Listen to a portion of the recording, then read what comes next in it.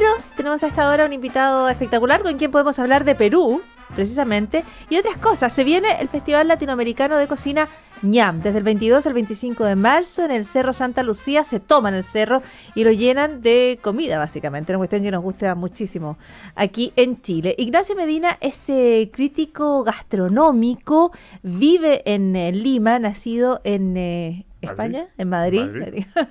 Ha sido columnista en los medios más prestigiosos en el país y en otras publicaciones latinoamericanas, y está observando el desarrollo de la cocina. Además, Ignacio es de aquellos que observan la comida como parte de cambios más grandes, más profundos, de movidas que nos retratan mucho más allá del tenedor. Ignacio Medina, bienvenido aquí a La Historia es Nuestra. Buenas tardes, gracias por traerme. No, muchísimas gracias por estar con nosotros. Te pido primero tu opinión respecto a lo que está pasando en Perú. Desde el punto de vista de alguien que ha visto y ha vivido, supongo yo, viviendo en Lima, esta especie de florecimiento de Perú en algunos ámbitos. En el ámbito culinario, qué decir, Gastón Acurio se convirtió en una figura internacional, los mejores y más populares restaurantes en Chile son peruanos, lo mismo en otras partes de Latinoamérica. Es un país que empezaba a crecer más fuerte, es un país que queda seleccionado al Mundial y que por otro lado tiene este correlato político tan dramático, ¿no? Bueno, forma parte, yo creo, que de las contradicciones en las que vivimos muchos países de América Latina, ¿no? Y Perú es un país lleno de contradicciones. Creo que es el final, marca un momento decisivo y muy importante en la historia de Perú, pero desde mi punto de vista era un momento esperable.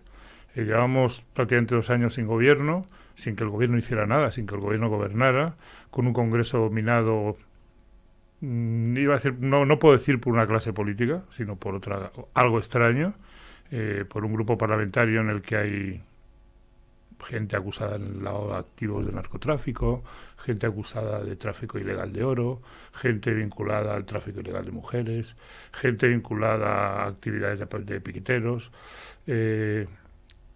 algo bastante turbio y bastante complicado. Un Congreso de la República también se salta a la Constitución para transformar las leyes de espaldas a la Constitución a su antojo. En fin, era una situación política insostenible. Y yo espero que lo que ha sucedido esta tarde, que me parece preferible a que se hubiese votado una vacancia mañana, me parece que por lo menos actúa con un poco de dignidad, aunque sea el último día de su mandato, después de 2 años de no hacer nada y de bloquear el país, abra la puerta a una solución. El Perú necesita seguir adelante y seguir creciendo. Este año habíamos crecido, tenemos unas previsiones del 2%. Eran 3,5%, había bajado al 2%. Obras públicas paralizadas desde hace 2 años o año y medio. O sea, era inevitable un cambio. Y tú dices el gesto de Kuczynski a esta hora, precisamente, en este momento, de alguna manera puede ejercer alguna influencia política respecto a lo que ocurra, puede tener influencia respecto a cuánto peso va a tener el fujimorismo, el peso que tenía el fujimorismo mañana, si Pedro Kuczynski hubiera dormido como presidente todavía en pleno ejercicio sin haber presentado su renuncia, es distinto al que tiene hoy cuando él ha salido a esta hora, ¿no? Yo creo que sí, aunque realmente yo creo que lo que sucedió ayer, que es lo que ha provocado el detonante de toda esta situación, va a hacer daño, no solo ha hecho daño a Kuczynski, sino que va a hacer daño a toda la clase política peruana. Ha retratado un Congreso de la República, una clase política corrupta, llena de entresijos extraños, de espaldas al ciudadano, y que explica por qué un país tan extraordinariamente rico sigue viviendo como vive, ¿no? En el que ese dinero, esa riqueza del país nunca llega al ciudadano. Pero bueno, todo va a depender de Vizcarra, ya no depende de nada más. ¿Qué actitud vaya a tomar Vizcarra? ¿Va a comportarse como debe? ¿O ha llegado ya a un acuerdo con Keiko y compañía para hacer el reparto tradicional? Estamos en un país en el que la gente cambia de partido en cada elección. Sin embargo, es un país que tú eliges para vivir, digamos. Sí, yo lo elijo, pero bueno, yo no elijo los países por motivaciones políticas. Elijo los países porque me ofrecen cosas que profesionalmente me interesan mucho, ¿no? Yo elijo Perú hace 10 años ya, y llevo 7 viviendo, 10 trabajando allí. Elijo Perú porque en aquel momento, cuando yo voy por primera vez a Perú, encuentro que está pasando algo importante en la cocina, que me parece importante. Yo vivo de este negocio de la cocina, o en este negocio de la cocina, escribiendo, haciendo crítica desde hace 35 años. Y formo parte de una generación privilegiada, ¿no? Y nosotros hemos vivido todos los tiempos de la cocina, al final de la cocina clásica, cuando las trufas se comían enteras y el caviar se tomaba por kilos. Hemos vivido la llegada al Nouvelle Cuisine, la llegada de la cocina de vanguardia, la transformación, la ciencia, y cuando pensábamos que ya todo eso se había aplacado, de repente aparece una revolución en América Latina. Tú hablabas antes de ella, ¿no? La revolución de la recuperación de la vergüenza, del orgullo a través de la cocina. Eso empieza en Perú. Pero eso se traslada a toda América Latina. Lo estáis viendo aquí en Chile. Sí, me decías, hoy están pasando cosas interesantes en Chile. Me gusta cuando tú hablas de cómo se empieza a rescatar todo aquello que era comida de casa, comida de semana, comida de entre semana, comida de vacaciones en el campo quizás, y se empieza a convertir en la cocina que se come en los restaurantes más caros. Lo que le pasa en Perú, no sé, supongo con el ceviche, con la cebolla morada, con tantas otras cosas. ¿Cómo lo ves en Santiago? Pues mira, en Perú hace 15 años todos los restaurantes eran franceses. Cuando yo vine a Santiago la primera vez, si querías celebrar en plan fino ibas a un restaurante francés, si no te ibas a un restaurante peruano. Pero los chilenos comían chileno en casa, pero cuando iban visitas invitaban y hacían cocina italiana o española o francesa, ¿no? Como que había un sentido de vergüenza igual que el que había en Perú, que el que había en Ecuador, que el que había en Colombia y sigue habiendo, ¿no? Entonces, eso está cambiando. Empezamos a sentirnos orgullosos de lo nuestro y a ponerlo en valor. Y yo creo que empieza un tiempo completamente diferente. Yo creo que empieza un tiempo en el que lo que ya se está poniendo en valor es lo chileno. Y que va a haber un retroceso de todos esos vínculos con lo peruano y con lo francés. De hecho, con lo francés ya está sucediendo, ¿no? Yo creo que con lo francés ya está sucedió, sí. Y todavía había dejes. Yo me acuerdo hace 2 años cuando el gobierno chileno se le organizó el Día de la Cocina Chilena, invitó a protagonizar esa asociación de cocineros que se visten con gorros de medio metro de alto y con mandiles hasta el suelo y que cantan ópera en francés, que convierte la cocina en algo elitista y distante del ciudadano, ¿no? Pero ya no, ñam está aquí porque está pasando eso. ñam es uno de los detonantes, como lo ha sido Pebre, como lo ha sido todo un grupo de profesionales que giran en torno a la cocina o no, que se han comprometido aquí desde hace 6 o 7 años, están transformando esto y Santiago está divertidísimo el tema culinario. Cuando pensamos en esa explosión, en esa comida casera peruana que se recupera y se vuelve la comida del mundo, la comida cosmopolita, ¿no? Tú piensas en ceviche, ¿en qué platos piensas? ¿Y en qué platos piensas cuando hablas de esa comida casera chilena que está recuperándose hoy y que está haciendo de Santiago un lugar tan interesante en términos culinarios? Yo cuando hablas de la cocina, el mundo de la cocina peruana está basada en 2 platos, que son el ceviche y el tiradito. El gran éxito de la cocina peruana es que consiguió transformar un plato en un plato moderno, un plato tradicional. El ceviche se practica en todas las cocinas latinoamericanas desde el sur, desde la mitad de México hasta Chile, ¿no? Y entonces se hace a la antigua. Es una técnica de conservación de pescados. Cuando el pescado llega en malas condiciones, tú le das un tratamiento de limón, cocción, desinfectante, le das ají, más desinfectante, y luego tapas los problemas con cebolla, con culantro, tal. Y los peruanos lo que hacen es ponerlo al día. Ya tenemos hielo, ya tenemos electricidad para conservarlo, tenemos pescados muy frescos, vamos a hacerlo en el momento para no ocultar el sabor del pescado y poner en valor su calidad. Eso es lo que traslada la cocina peruana al mundo. Eso, la mixtura, la fusión, pero no hay más platos, no hay muchos más platos que se han hecho, que están en todos los restaurantes. Hoy vas a cualquier restaurante medio de España o de Francia y hay un ceviche o un tiradito. O sea, tú dices se estanca.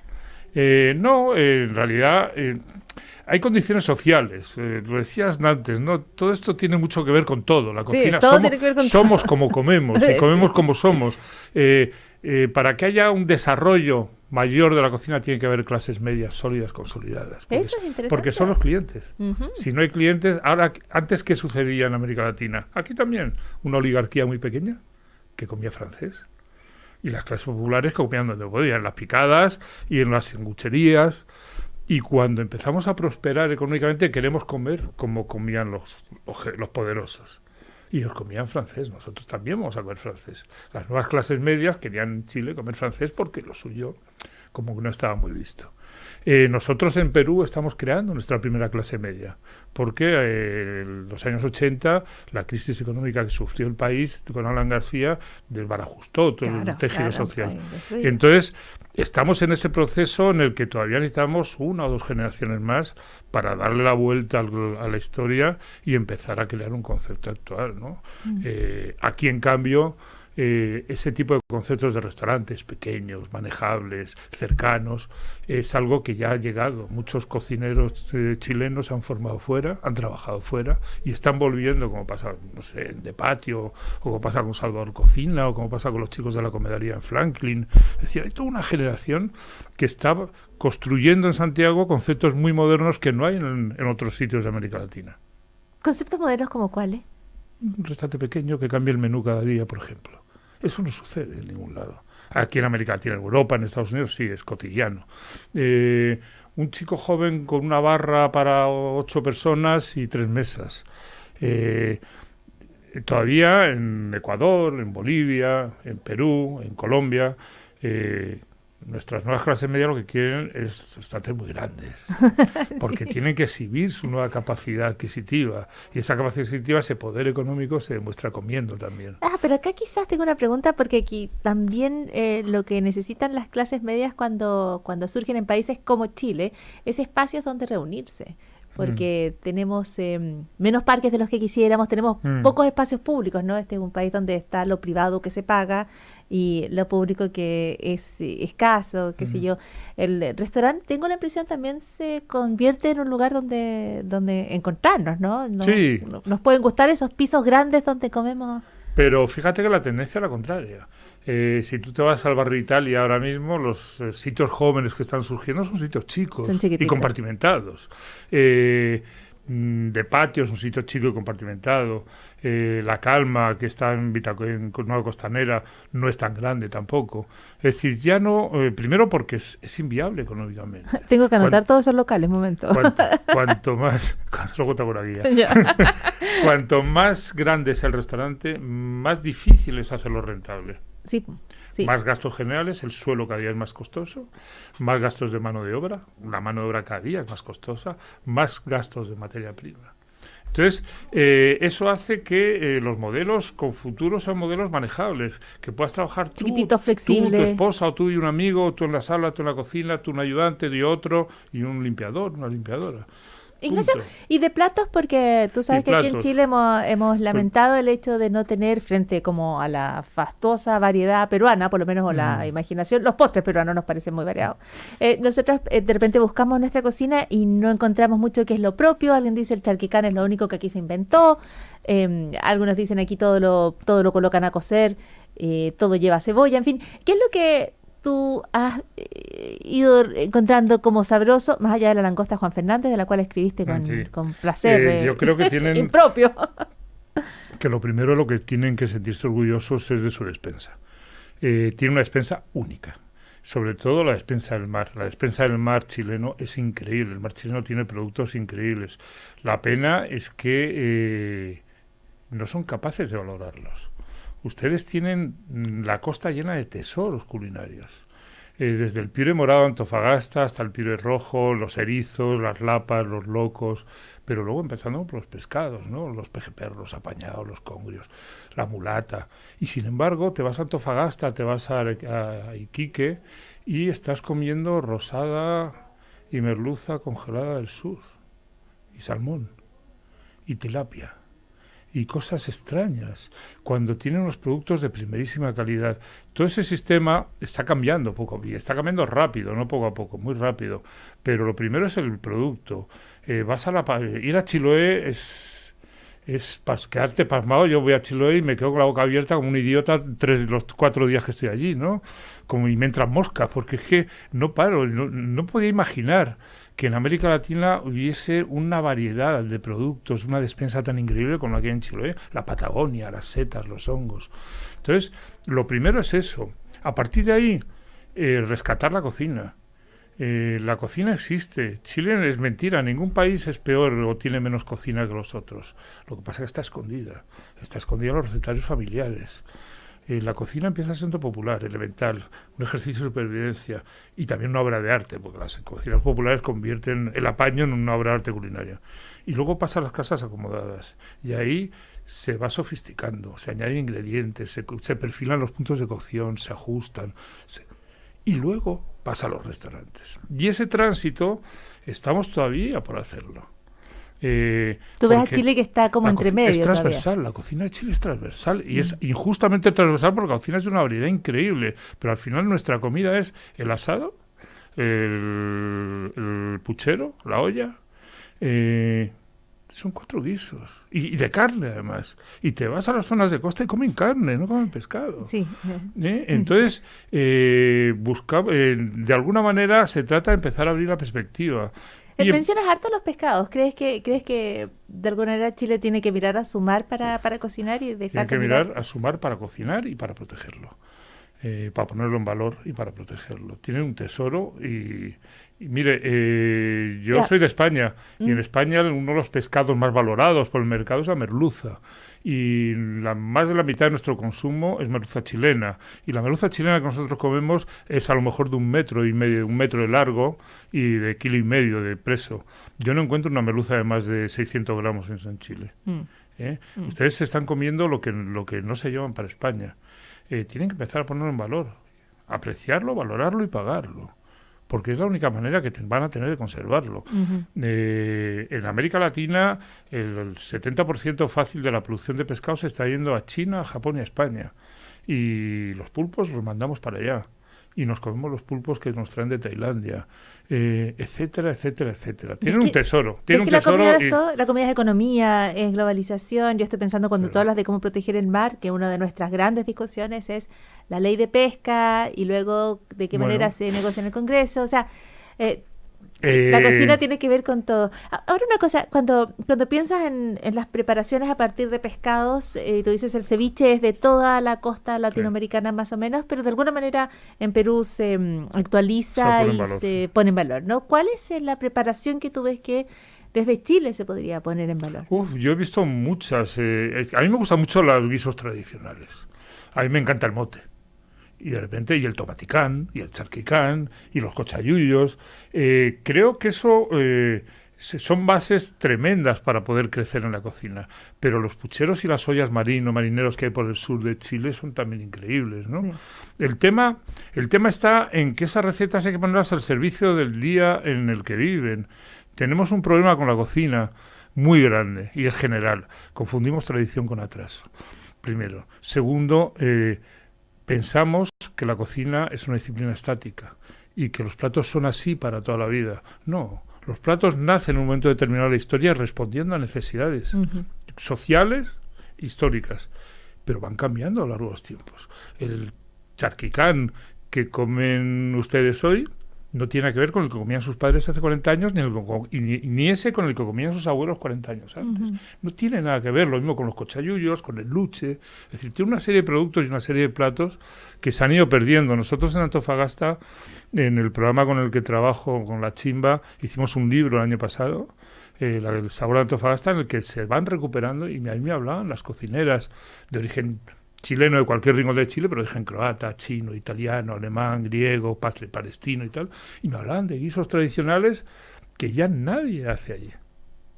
Ese es nuestro trabajo. El trabajo de los cocineros jóvenes es investigar, profundizar, poner en valor y perfilar esas recetas, quitarles la grasa, poner en valor los productos, aligerar los platos, hacer que sean algo que justifique que los puntos de cocción de un puchero o de una olla no son todos los mismos. Cada cosa hay que darle un tiempo. Pero además cambia la materialidad, cambian los fuegos, son y que la cocina luego tiene que ser libre. Que tú, la receta no es siempre la misma, la receta es la que yo me apetece hacer en función de lo que encuentro en el mercado esta mañana. Y si hoy no había porotos verdes, le pongo otra cosa. Ajá. Y de esa manera tú vas mutando también, vas poniendo tu sello y vas cambiando. Ignacio Medina, muchísimas gracias por una conversación maravillosa, con olor a mota, charquicán, hasta tomaticán mencionaste, que es plato totalmente de infancia de quienes nos escuchan. Así que muchísimas gracias. Gracias a ti, y que no se olvide a nadie, hay que ir a Ñam, al Cerro Santa Lucía, mañana, pasado, el sábado, el domingo, y a los profesionales, el lunes y el martes, en el INACAP, en ¿Cómo se llama? ¿Apoquindo? Apoquindo. Perfecto. Apoquindo, se me había equivocado. Perfecto, ahí están las 12 de Cerro Santa Lucía y Apoquindo, jornadas de comida para poner en práctica todos estos Sí. consejos de Ignacio Grandes Medina cocineros. y otras más, y grandes cocineros nuestros. Muchísimas gracias, Ignacio. Gracias a todos. Buenas Nos vamos tardes.